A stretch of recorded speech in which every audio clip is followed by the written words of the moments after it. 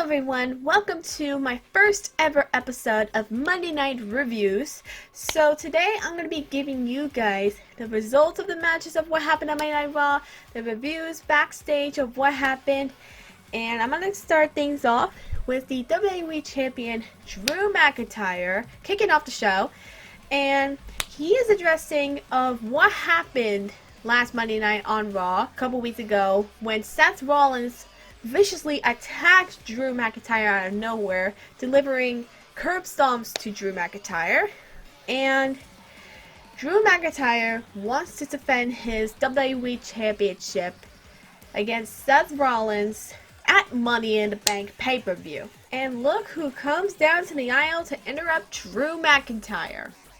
Zelina Vega with Angel Garza and Austin Theory, excluding Andrade because out of nowhere, Andrade viciously attacked Drew McIntyre. But Drew McIntyre, out of nowhere, gave the Claymore kick to Andrade not once but twice, got him out of the ring, and that way that Drew McIntyre is facing Angel Garza in the main event tonight. Also, later on Monday Night Raw, we just found out that Seth Rollins accepted Drew McIntyre's challenge for the WWE Championship at Money in the Bank. So therefore, the match has been confirmed. Drew McIntyre will defend his WWE Championship against Seth Rollins at Money in the Bank. So the first match of the night is the Money in the Bank qualifying match, which is Aleister Black versus Austin Theory. Plot twist, Zelina Vega is on commentary, and Zelina Vega and Aleister Black are married in real life. Things didn't go well because she tried to interfere by distracting Aleister Black, but things went well according to plan with Austin Theory. What does Austin Theory have to do to stop Aleister Black from advancing to win the match? Aleister Black takes control, and Austin Theory tries to stop him, but no. Aleister Black went for the black mass to Theory, 1, 2, 3, to qualify for the men's Money in the Bank ladder match. Next one up got very intense because we have Shayna Baszler versus Indy Hartwell from NXT. So the match did end because Shayna went a little too far because of the injury. Although they had to stop the match, and therefore Shayna is the winner.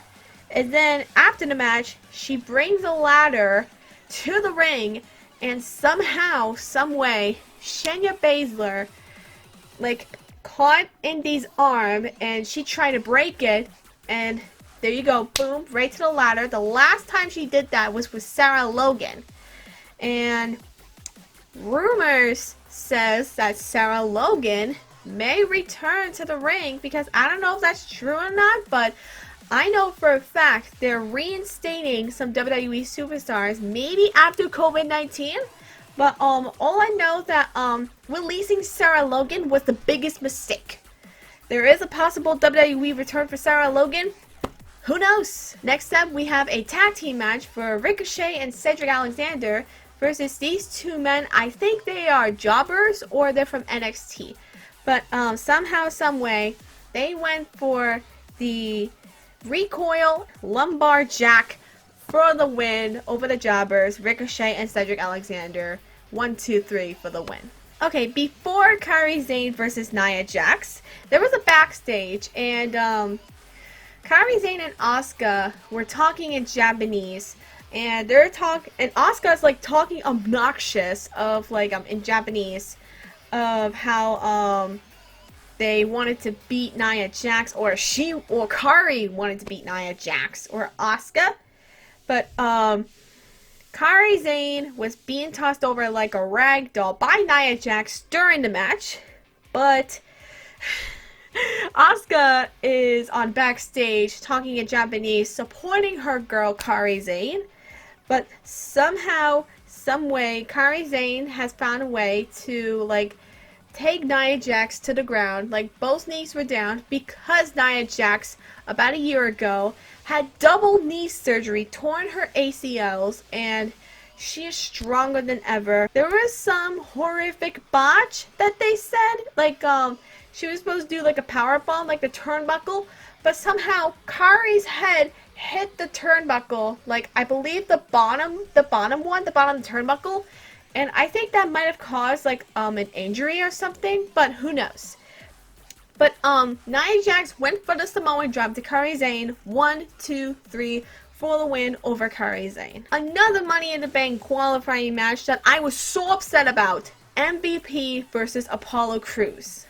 MVP deserves better because MVP is another one of the superstars my brother got into when he was about 9 years old. Like my brother got into wrestling when he was 9, and of course MVP should have won. Although MVP was discussing that he is ready to be in the Money in the Bank ladder match and how he's gonna like beat all the superstars, climb that ladder, grab the contract, and cash in for whatever time, and tries to do a finisher to Apollo Crews, but Apollo countered and things are still going underway. Of course, Apollo Crews is trying to go for the frog splash, but MVP counters with the playmaker, but unexpectedly, Apollo Crews kicked out at 2. How is that possible? How is that possible? And then went for the enziguri to MVP, the moonsault, and the shooting star press to MVP, and somehow went for his finishing maneuver, the power bomb to MVP. 1, 2, 3 for the win. I am in shock. Apollo Crews is advancing to the Money in the Bank ladder match.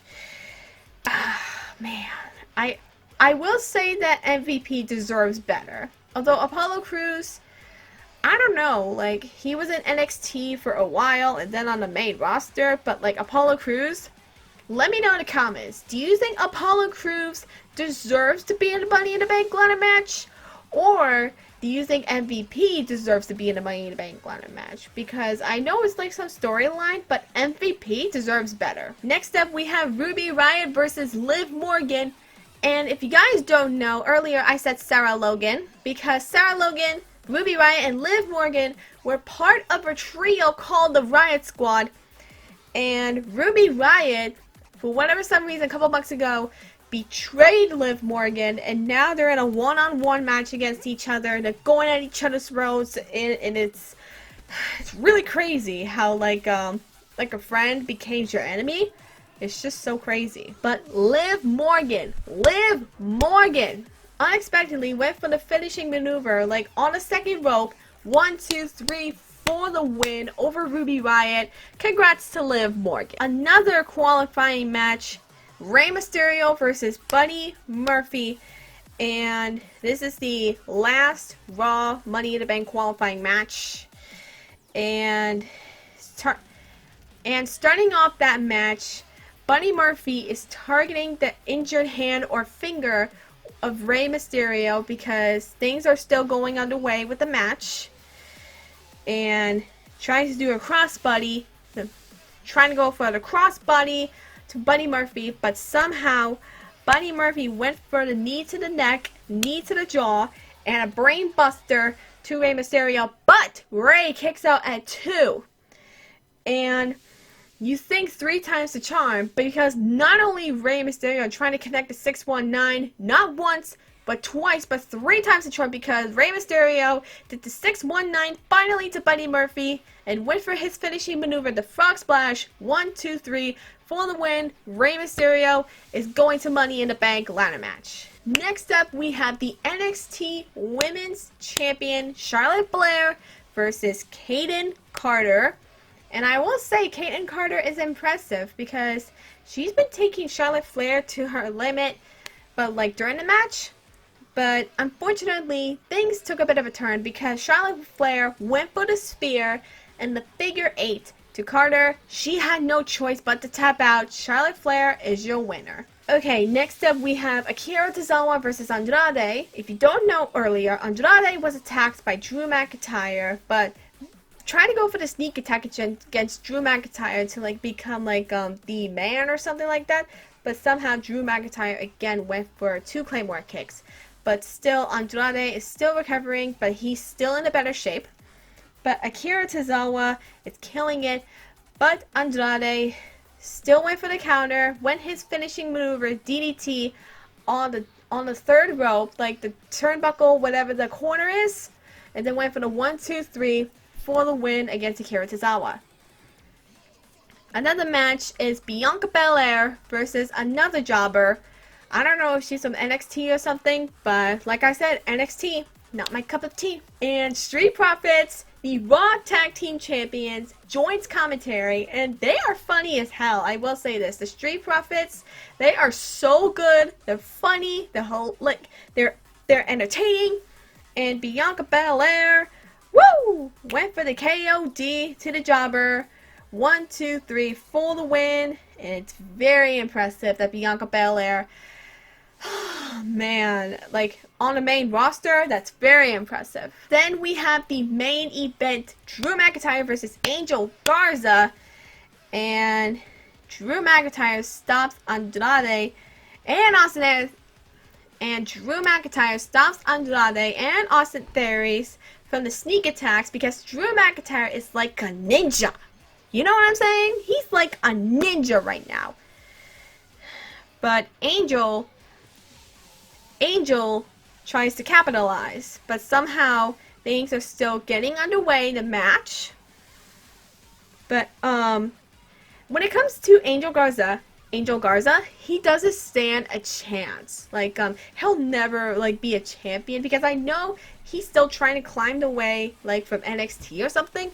But he's on the main roster now, like whatevs. Okay, so Drew McIntyre tries to go for the Claymore kick, but Angel Garza escapes, and unexpectedly, Drew McIntyre takes out all three men by flying high off the top rope. And Drew McIntyre, I said Drew McIntyre is killing it right now.